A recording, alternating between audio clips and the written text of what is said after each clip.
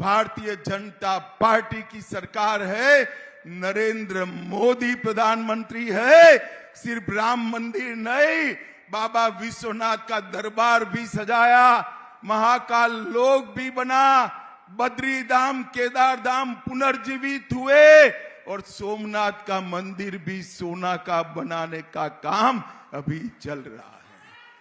5 साल में, ये 10 साल में मोदी जी ने हमारे सभी सांस्कृतिक मान बिंदुओं की रक्षा करने का काम किया है। नमस्कार दोस्तों, इलेक्शन कमीशन के रिप्रेजेंटेशन ऑफ पीपल एक्ट 1951, ये उनका एक चुनावों को लेकर नियमों का एक किताबली है।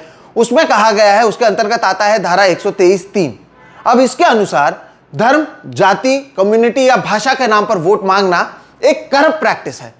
करप्ट प्रैक्टिस का मतलब यह है कि अगर आप ऐसे करते हुए पकड़े जाते हैं तो ऐसे करने वालों को वोटिंग करने से रोका जा सकता है, कुछ समय तक चुनाव लड़ने से रोका जा सकता है, और अगर मामला ज्यादा गंभीर होता है तो 3 साल तक जेल की सजा भी हो सकती है दोस्तों। अब ये तो नियम है, लेकिन अब ये देश दोस्तों मदर ऑफ डेमोक्रेसी नहीं रहा है, ये उससे कई आगे बढ़ चुका है। अब ये बन चुका है फादर ऑफ ऑटोक्रेसी। यानी आप देखेंगे कि इस देश के गृह मंत्री अमित शाह लगभग हर रोज धर्म के नाम पर भाषण देते नजर आते हैं। अमित शाह भगवान राम की प्रतिमा को लेकर चुनावी सभाएं करते नजर आते हैं। उनके एक प्रत्याशी हैं अरुण गोविल, कभी रामायण में राम का भूमिका निभाते तब खुद को ही शायद भगवान राम समझने लगे हैं। वो भगवान राम की प्रतिमा को लेकर रैली करते हैं, लेकिन इनके खिलाफ चुनाव आयोग कोई कदम नहीं उठाता है। और जब हम जैसे पत्रकार चुनाव आयोग की एक तरफा रवैये पर वीडियो बनाते हैं तो यूट्यूब पर हमारे मोनेटाइजेशन को सीमित किया जाता है दोस्तों। लेकिन हम क्या करें, हमारे अंदर एक कीड़ा है, ये पत्रकारिता का एक कीड़ा है जो हमें बार बार चाहे कितना भी नुकसान क्यों ना हो आपके सामने सच लाने को मजबूर करता है। और आज एक बार फिर से हम ये सवाल उठा रहे हैं, सच ला रहे हैं, और सवाल यह है भारतीय जनता पार्टी से कि अगर आपने वाकई पिछले 10 साल में काम किया है ना, तो फिर राम के नाम पर वोट क्यों मांग रहे हैं। और सवाल चुनाव आयोग से है कि कब तक आप अंधा कानून बनकर रहेंगे, कब तक आप एक तरफा रहेंगे। नमस्कार दोस्तों, मेरा नाम है सोहित मिश्रा और आप सभी का एक नए वीडियो में बहुत बहुत स्वागत है। दोस्तों अगर सच बात कहूं तो जब मैं इस वीडियो को शूट कर रहा हूं, इस समय जब मैं शूट कर रहा हूं, तब मेरे दिमाग में कई सारी चीजें चल रही हैं। मुझे नहीं पता है कि आप में से कितने लोगों के पास ये वीडियो पहुंचेगा, क्योंकि पिछले कुछ समय से हमने देखा है कि अचानक से जो हमारे वीडियोस देखने वाले लोग हैं उनकी संख्या में कमी आई है, रीच में कमी आई है। यह अचानक से क्यों हुआ है हमें पता नहीं। इससे संबंधित वाकई मैं आपसे कह रहा हूं, मेरे पास कोई भी सबूत मौजूद नहीं है, इसलिए वीडियो में आगे बढ़ने से पहले मैं केवल अपील कर सकता हूं कि आप ज्यादा से ज्यादा लोग प्लीज इस वीडियो को लाइक करें, दूसरों से जितना ज्यादा हो सके इसे शेयर करें।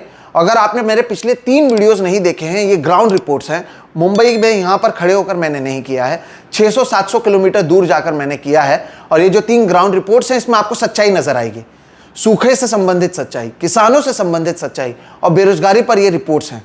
उसे नहीं देखा है तो जरूर देखें, मैं कमेंट सेक्शन में उन तीनों के लिंक्स जरूर साझा करूंगा। और मेरे साथ क्या कुछ हुआ है दोस्तों, इस पर वीडियो में आगे बात करते हैं। अब इस अपील के बाद दोबारा से चलते हैं आज के इस वीडियो के मुख्य मुद्दे पर। तो मुख्य मुद्दा क्या है? मुख्य मुद्दा यह है दोस्तों कि गुरुवार के दिन इंडियन एक्सप्रेस अखबार में इन 2 खबरों को मैं आपको दिखाना चाहता हूं।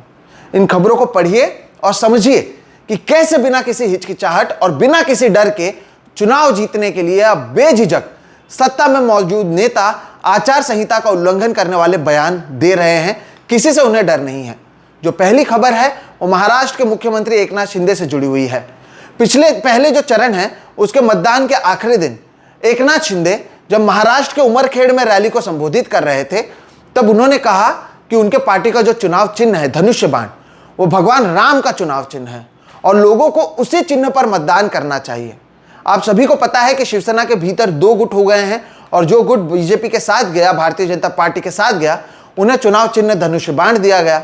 अब जैसे कि शुरुआत में मैंने आपको कई नियम बताए और इसमें आपको बताया कि धर्म के नाम पर वोट मांगना गलत है, लेकिन जब इस देश के गृह मंत्री अमित शाह खुलकर ऐसे बयान दे रहे हैं, ये टीवी वाले भाई, ये सफेद कपड़ा, ओ जिनका काम होता है, गृह मंत्री का काम क्या होता है, नियमों को बनाए रखना, लॉ एंड ऑर्डर संभाल के रखना, जब वो खुद खुलकर बयान देते हैं, नियमों का उल्लंघन करते हैं, तो महाराष्ट्र के मुख्यमंत्री एकनाथ शिंदे क्यों पीछे रहे?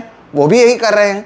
और दोस्तों जब धर्म से पेट नहीं भरता है तो आप सीधे धमकी दी जा रही है, महाराष्ट्र के उप मुख्यमंत्री अजित पवार ने चुनावों के प्रचार के समय कहा कि अगर उनके पक्ष में मतदान किया जाता है तब तो वो सभी लोगों के फंड को पास करेंगे, लेकिन ऐसा नहीं होने पर उन्हें अपने आप को फंड देने से रोकना पड़ेगा। वो अपने आप को फंड देने से रोकेंगे। फंड देने से क्यों रोकेंगे वो, अगर उनके पक्ष में मतदान नहीं होता है तो? आप बताइए, आप इसे धमकी मानते हैं या नहीं? ये नियमों का उल्लंघन है या नहीं?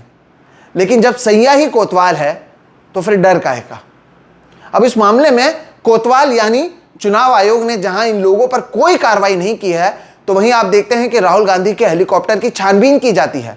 और ट्विटर, जिसे अब एक्स कहा जाता है, वहां पर चुनाव आयोग ने Aam Aadmi Party, YSR Congress Party, N Chandrababu Naidu और बिहार के डिप्टी चीफ मिनिस्टर सम्राट चौधरी के ट्वीट को डिलीट करवाया, यह कहते हुए कि इसके जरिए चुनावों के नियमों का उल्लंघन हो रहा है। अब आप इसमें देखेंगे जो मुख्य लोग हैं वो विपक्षी हैं, एक भारतीय जनता पार्टी के शख्स को डाल दिया है। अब चुनाव आयोग को सोशल मीडिया पर चुनावों के नियमों का उल्लंघन दिखता है, लेकिन सत्ता में मौजूद लोगों को उनके भाषणों में इनको कोई भी उल्लंघन नजर नहीं आता है। अब चुनाव आयोग के इस रवैये को लेकर विपक्षी पार्टियां फिर से आक्रामक है।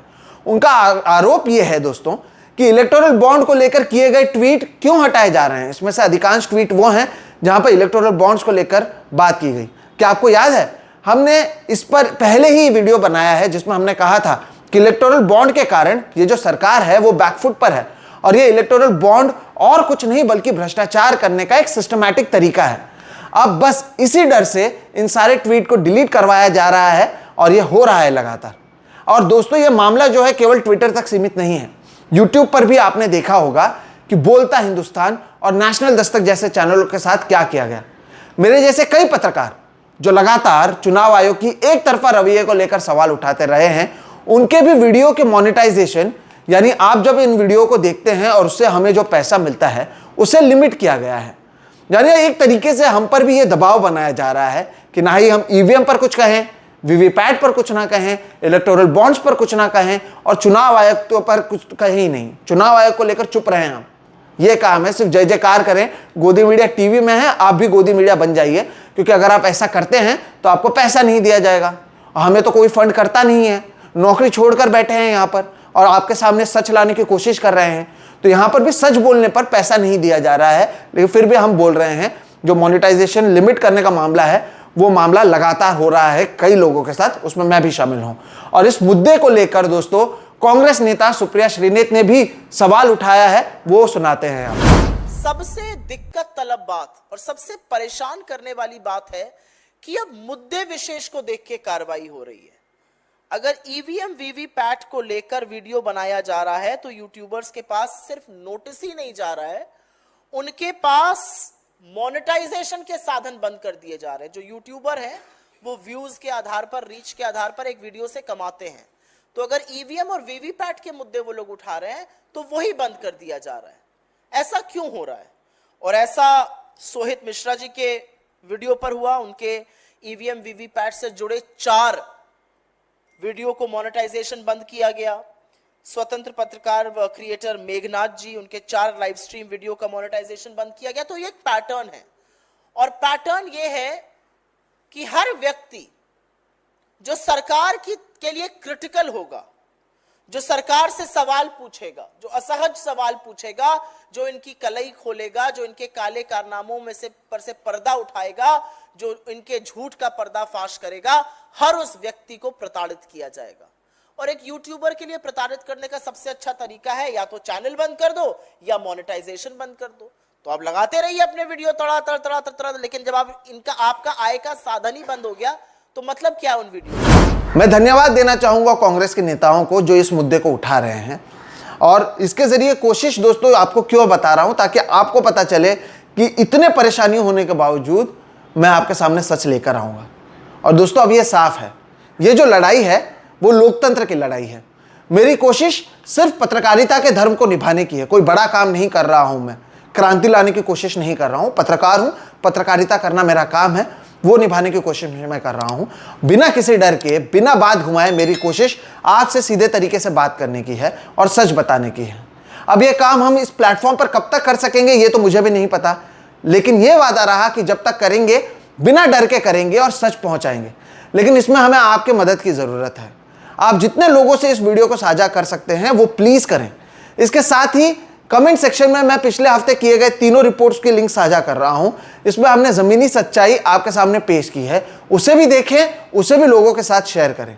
आपका अगर साथ मिलता रहेगा तो हम अपना काम इसी तरीके से जारी रखेंगे। और अगर अब तक चैनल को सब्सक्राइब नहीं किया तो ज़रूर कर लें। देखिए, मुझे भी पता है कि आप लोग वीडियोस देखने की कोशिश करते हैं और मेरी कोशिश होती है कि अपने आप को वीडियो में ना लाते हुए या अपनी परेशानियों को ना बताते हुए आपको मूलभूत मुद्दों पर बताएं। लेकिन कभी कभी दोस्तों ये ज़रूरी है आपको बताना कि हमारे साथ क्या हो रहा है। यहाँ से गाड़ी करके हम अगर 600-700 किलोमीटर दूर जाते हैं, उसके लिए पैसा लगता है, कैमरा पर्सन होता है, लाइट होता है, माइक होता है। हमें कोई यहाँ पर फंड नहीं कर रहा है, आप लोगों के प्यार के कारण हम कर पा रहे हैं, लेकिन इसमें भी रोड़ा डालने की कोशिश है। तो ये जो अंधा कानून है ये हर जगह पर पहुँच चुका है और अगर लोग सवाल नहीं उठाएंगे तो आपको सच कौन बताएगा। इसी की कोशिश हमारे इस चैनल के ज़रिए है। एक बार फिर से अपील है, पता नहीं क्यों व्यूज़ कम हुए हैं, हो सके तो इसे ज़्यादा से ज़्यादा लोगों तक शेयर करें। हमने जब चैनल को छोड़ा था आपके भरोसे छोड़ा था, यहाँ पर भी हैं आपके भरोसे हैं। आप जब तक रहेंगे हम करते रहेंगे। ये प्लेटफॉर्म बंद हुआ तो कहीं और करेंगे, लेकिन अपना काम करना नहीं छोड़ेंगे। पत्रकार हैं, पत्रकारिता करेंगे, चाटुकारिता नहीं करेंगे। फिलहाल इस वीडियो में इतना ही। मेरा नाम है सोहित मिश्रा और आप देख रहे हैं सोहित मिश्रा ऑफिशियल। नमस्कार।